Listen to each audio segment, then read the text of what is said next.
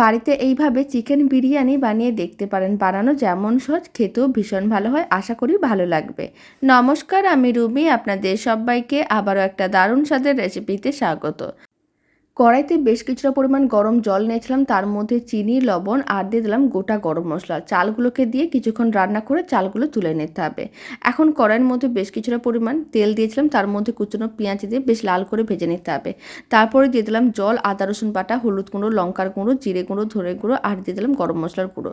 খুব ভালো করে মিশিয়ে নিতে হবে। তারপর সেই জলের মধ্যে আলুগুলো দিয়ে দিতে হবে। আলুগুলোকে এইভাবে 7 থেকে 8 মিনিট রান্না করে তুলে নিলাম।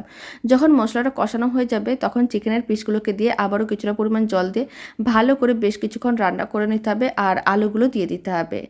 আর যে ভাতগুলো রান্না করে রেখেছিলাম সেইগুলো দিয়ে দিলাম, ঘি দিয়ে দিলাম আর গরম মশলার গুঁড়ো দিয়ে দিলাম, মানে বিরিয়ানির মশলা। তারপর ফয়েল পেপার দিয়ে ঢেকে এইভাবে বেশ কিছুক্ষণ লো ফ্লেমে রান্না করে নিতে হবে। তাহলেই বিরিয়ানি রেডি।